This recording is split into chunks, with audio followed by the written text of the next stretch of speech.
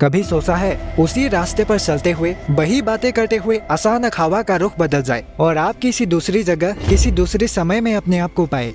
क्या लगता है अगर आप समय में पीछे जा सके तो आप क्या बदलना चाहेंगे, या अगर आपको समय में आगे जाने का मौका मिले तो आप किस तरह के भविष्य को देखना पसंद करेंगे। समय यात्रा का सिद्धांत 3 सवालों के जवाब ढूंढने का एक मजेदार तरीका है।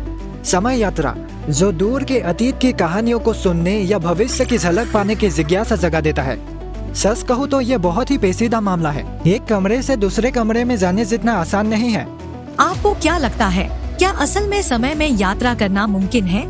वैसे ये एक बहुत ही दिलचस्प और मुश्किल सवाल है।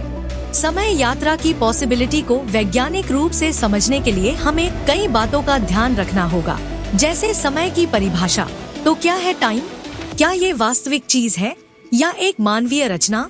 वक्त हमेशा चलते रहने वाला धारा है या एक अस्थिर और अनियमित घटना?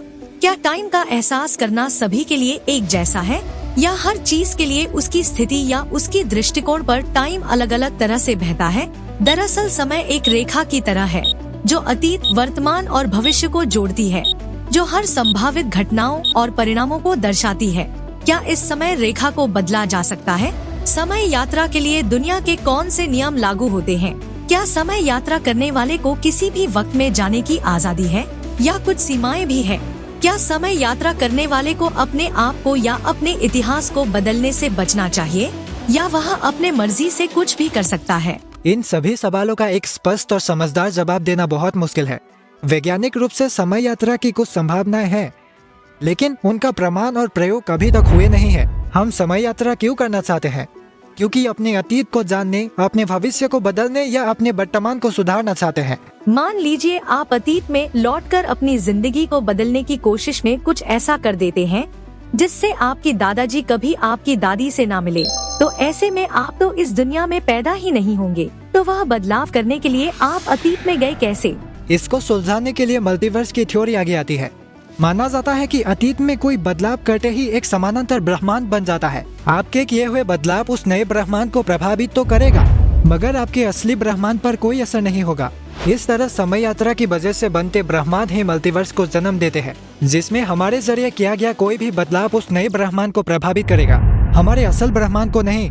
हालांकि इंसान टाइम मशीन पर बैठकर समय में पीछे नहीं जा सकते, लेकिन हम जानते हैं कि हवाई जहाज और सैटेलाइट्स की घड़ियां पृथ्वी पर मौजूद घड़ियों की तुलना में अलग तरह से चलती है। देखा जाए तो हम सभी हर सेकंड प्रति सेकंड में समय यात्रा कर रहे हैं अपने भविष्य की तरफ। लेकिन जब हम समय यात्रा के बारे में सोचते हैं तो हम आमतौर पर हर सेकंड 1 सेकंड से ज्यादा तेजी से चलने के बारे में सोचते हैं। इस तरह के समय यात्रा ऐसा लगता है जैसे आप फिल्मों या साइंस फिक्शन किताबों में ही देखेंगे। लेकिन क्या यह मुमकिन हो सकता है?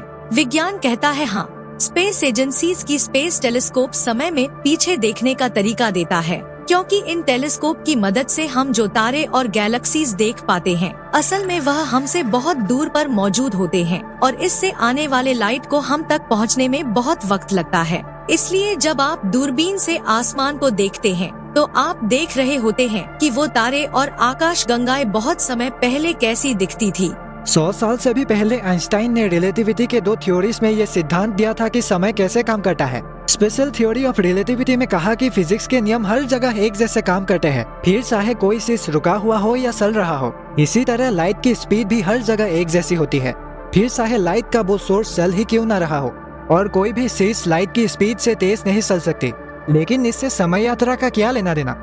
यही कि समय सबके लिए एक समान नहीं बदलता, क्योंकि आप जितनी तेज यात्रा करेंगे आपको समय का अनुभव उतना ही धीमा होगा।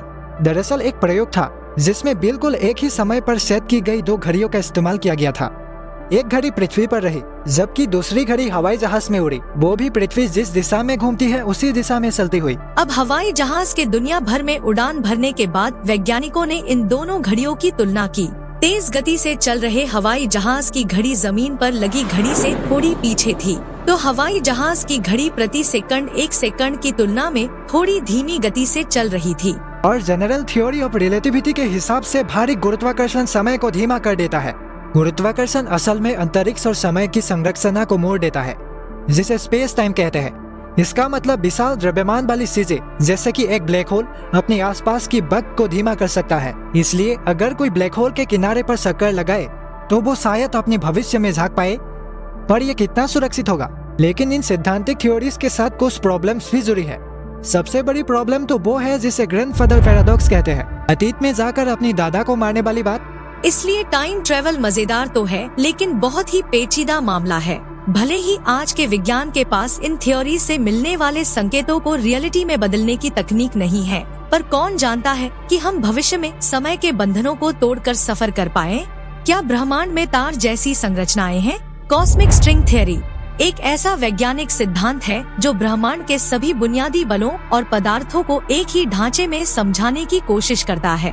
हर पदार्थ एक आयामी तारों यानी रेशों से बने होते हैं जो अलग अलग तरह से हिलते, मोड़ते और जुड़ते हैं। इस थ्योरी में टाइम को मोड़ना मुमकिन है, इन रेशों पर एक खास तरह की कंपन पैदा करके। यहाँ टाइम जो एक डायमेंशन है जो दूसरे आयामों के साथ जुड़ा हुआ है। इसका मतलब है कि समय की गति और दिशा दूसरे आयामों के प्रभाव से बदल सकते हैं। जैसा कि हम जानते हैं, बग की गति वस्तु की साल और गुरुत्वाकर्षण के आधार पर बदलती है। अगर हम किसी ऐसे तार के पास जाए जो बहुत तेजी से घूम रही हो तो हमें समय की गति धीमा लगेगा। अगर हम किसी ऐसे तार के पास जाए जो बहुत झुका हुआ हो तो हमें समय की दिशा उल्टी लगेगा। हम अतीत या भविष्य में सैकड़ों सालों की यात्रा करने के लिए टाइम मशीन का इस्तेमाल नहीं कर सकते। उस तरह की समय यात्रा तो सिर्फ किताबों और फिल्मों में ही हो सकती है। लेकिन टाइम ट्रेवल का गणित उन चीजों पर असर डालती है जिनका हम हर दिन इस्तेमाल करते हैं, जैसे जीपीएस सैटेलाइट्स। आम तौर पर इनका इस्तेमाल ये पता लगाने के लिए किया जाता है कि नई जगह पर कैसे पहुंचा जाए। ये सैटेलाइट्स पृथ्वी की सतह से लगभग 12,550 मील ऊपर 14,000 किलोमीटर प्रति घंटे की रफ्तार से घूम रहे हैं। यह रफ्तार और ऊंचाई जीपीएस सैटेलाइट्स की घड़ियों की गति पर भी असर डालते हैं। आइंस्टाइन के सिद्धांत, रिलेटिविटी के नियम, गुरुत्वाकर्षण का स्पेस टाइम को मोड़ना जिससे बग की गति धीमा हो जाना, ऐसा इन सैटेलाइट्स के साथ भी होता है। क्योंकि ऊपर जहां ये सैटेलाइट्स घूमते हैं वहां पृथ्वी का गुरुत्वाकर्षण बहुत कमजोर होता है। इससे जीपीएस सैटेलाइट्स की घड़ियां जमीन पर मौजूद घड़ियों के मुकाबले तेज चलने लगती है। इससे सैटेलाइट्स की घड़ियां 1 सेकंड प्रति सेकंड से थोड़ी तेज गति से वक्त को एहसास करता है। समय यात्रा असल में एक वास्तविक चीज है, लेकिन ये बिल्कुल ऐसा नहीं है जैसा हमने शायद फिल्मों में देखा है। हमारे पास सबसे अच्छा सबूत है कि समय यात्रा कभी भी मुमकिन नहीं, और वो ये है कि भविष्य से आने वाले पर्यटकों की भीड़ ने अभी तक हम पर हमला नहीं किया, लेकिन कुछ हालातों में हर सेकंड 1 सेकंड से अलग दर पर समय बीतने का एहसास करना मुमकिन है। समय यात्रा का सिद्धांत जो किताबों और फिल्मों में अक्सर चमत्कारिक और रोमांचक बनकर उभरता है, असल में ये एक ऐसा रहस्य है जिसकी गहराइयों में विज्ञान अभी भी गोते लगा रहा है। ये सच है कि बग की धारा में वापस जाने का ख्याल हमारे दिलों को छू लेता है और कई बार हमारी कल्पनाओं को पंख लगा देता है। लेकिन सच तो यह है कि समय यात्रा एक ऐसा पड़ाव है जहां सपने और विज्ञान की सीमाएं आपस में टकराती है। फिर भी जानने के चाहत हमें बार बार इस अनसुलझे सवाल की ओर खींचती है कि क्या वाकई में हम कभी समय की गलियों में घूम सकेंगे, या ये सिर्फ हमारे कल्पना की उड़ान है जो हमें अतीत की गलियों को सुधारने या अपने भविष्य की झलक पाने का मनोरंजन ख्याल देती है।